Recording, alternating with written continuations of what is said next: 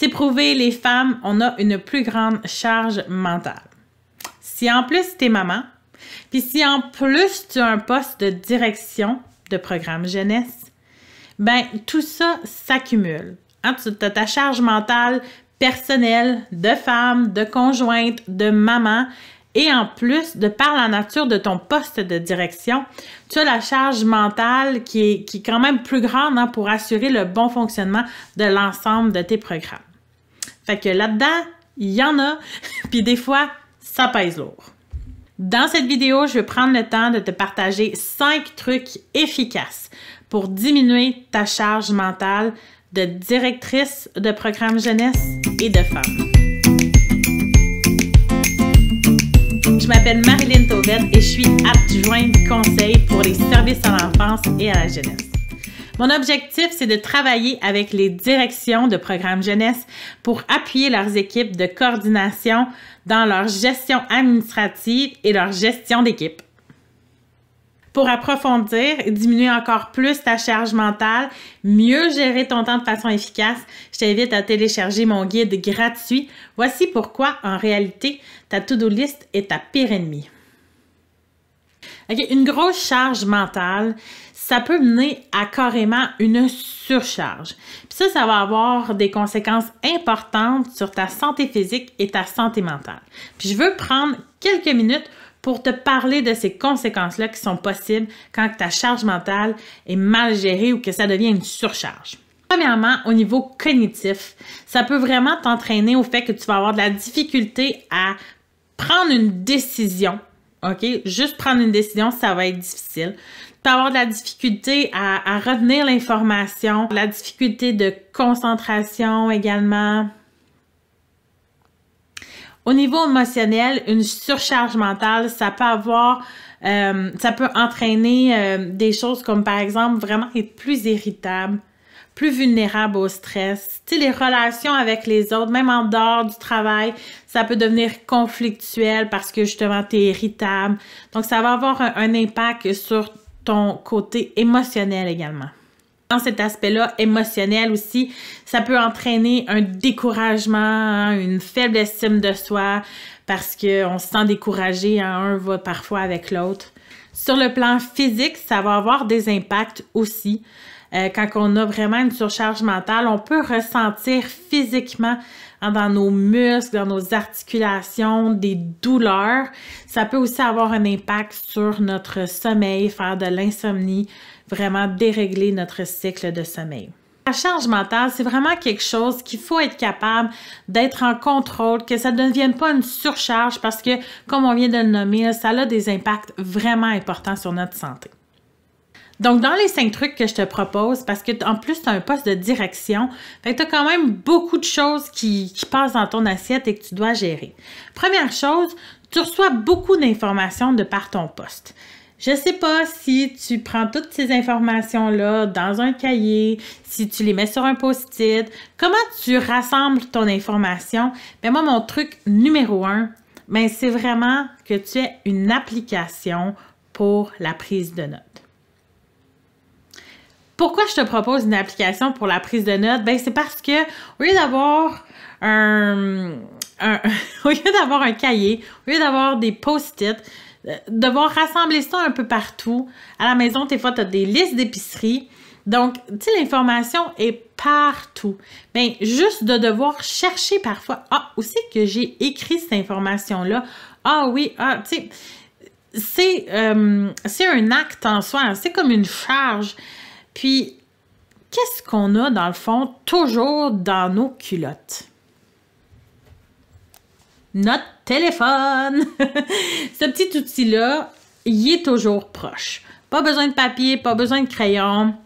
Si on a une information, on peut la mettre dans une application de prise de notes. Puis qu'est-ce qui est génial avec ça, en plus de l'avoir toujours à portée de main, c'est qu'avec l'application, tu peux classer tes informations.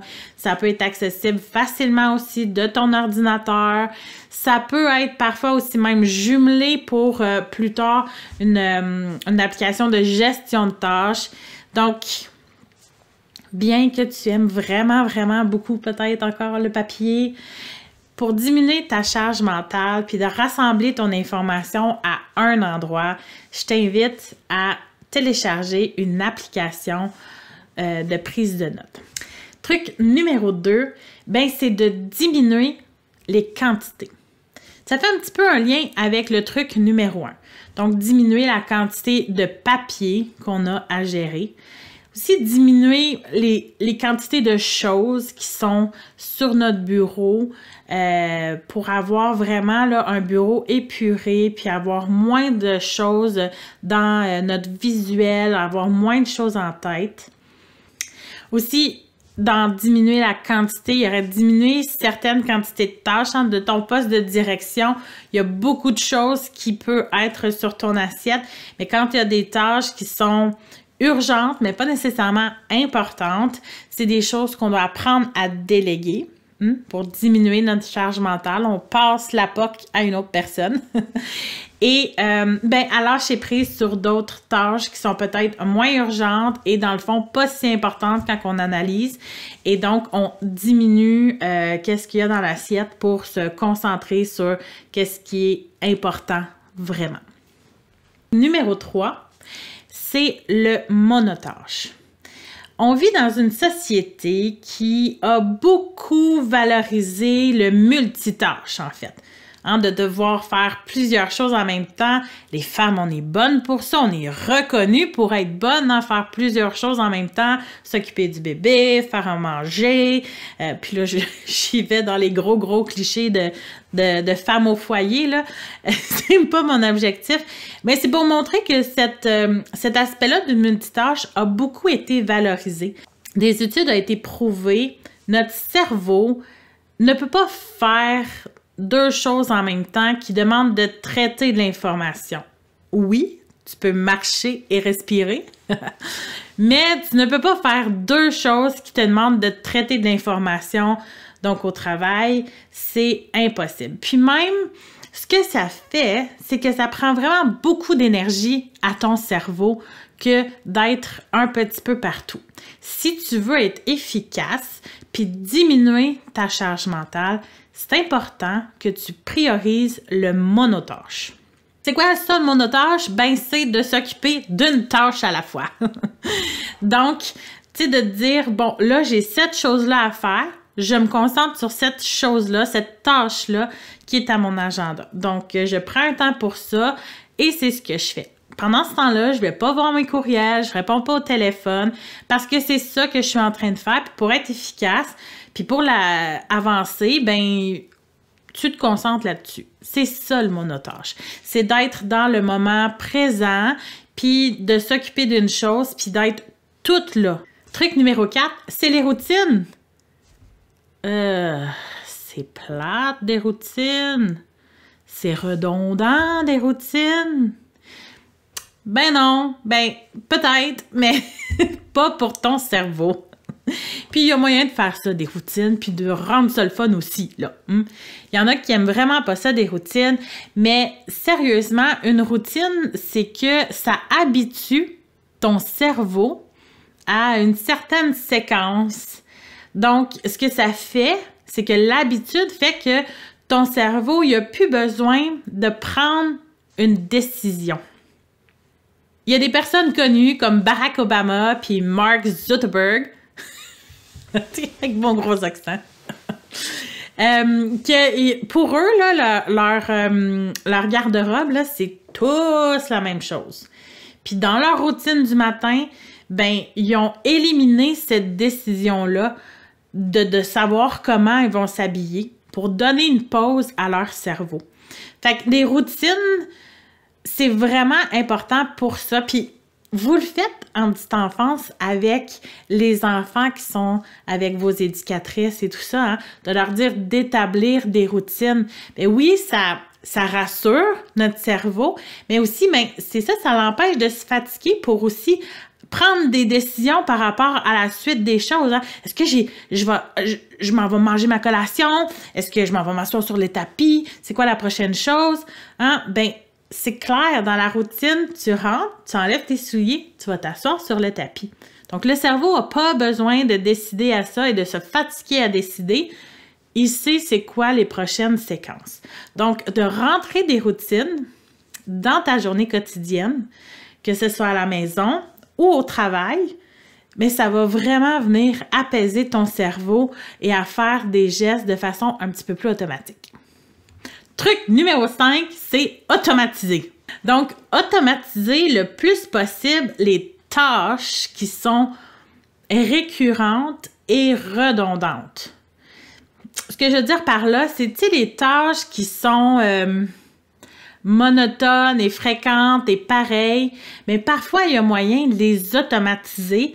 Puis comme ça, ben, on n'a pas la tâche à faire, donc on n'a pas besoin de gérer l'information puis d'avoir ça dans notre cerveau. Parfois, il y a des trucs automatiques qu'on peut mettre en place pour les dépôts bancaires. Comme ça, on n'a pas besoin de les faire à chaque fois puis de rajouter ça dans nos tâches. Ça, c'est des choses à laquelle on pense assez facilement parce que c'est rendu commun que nos trucs bancaires soient gérés comme ça. Mais c'est possible de le faire aussi dans le cadre de ton travail de directrice. Par exemple, pour la gestion de rendez-vous avec ton équipe. Bon, tu as un membre de ton équipe qui te dit « Bon, j'aurais besoin de te rencontrer pour telle question. OK, c'est quoi tes dispos? OK, je regarde ça. » Bon, il y a tout ça à gérer, mais il y a moyen d'automatiser la prise de rendez-vous avec les membres de ton équipe avec des applications assez faciles à mettre en place. Ce qui est important, c'est de penser si c'est répétitif dans tes tâches quotidiennes, de voir s'il y a moyen de l'automatiser. Dans cette vidéo, on a vu 5 trucs efficaces pour diminuer ta charge mentale de femme et de directrice de programme jeunesse. Truc numéro 1, une application pour la prise de notes. Laisse faire l'agenda, laisse faire tout le papier. Vas-y avec une application que tu peux gérer toutes tes pensées, toutes tes notes au même endroit. Truc numéro 2, diminuer les quantités. Diminuer la quantité de papier, diminuer la quantité de choses dans ton bureau à gérer, diminuer la quantité de tâches, déléguer. Ça va t'aider, ça aussi. Numéro 3, le monotâche. On se concentre sur une chose à la fois. C'est pas vrai que le multitâche, c'est mieux. Une chose à la fois, c'est plus efficace et beaucoup moins épuisant pour ton cerveau. Truc numéro 4, les routines. Donc, avoir vraiment des séquences prédéterminées pour ton cerveau, ça l'apaise, ça diminue sa surcharge parce que ça l'empêche de devoir prendre certaines décisions. C'est vraiment bon pour diminuer la charge mentale que d'avoir des routines. Truc numéro 5, c'est automatiser. Les tâches qui sont récurrentes, redondantes, il y a souvent façon de les automatiser. Fait qu'on essaie de trouver comment qu'on pourrait faire pour diminuer ton implication dans ces tâches-là, puis les rendre automatiques pour diminuer la quantité de choses que tu dois penser et que tu dois faire, puis ça a un impact positif sur une charge mentale plus raisonnable. Pour approfondir ta réflexion sur ta charge mentale et ta gestion de temps, je t'invite à télécharger mon guide gratuit qui s'intitule « Voici pourquoi ta to-do list est en réalité ta pire ennemie ». Et puis, si tu as aimé la vidéo, je t'invite à cliquer j'aime et à la partager, s'il te plaît, sur tes réseaux, dans ton entourage et en petite enfance. Bye!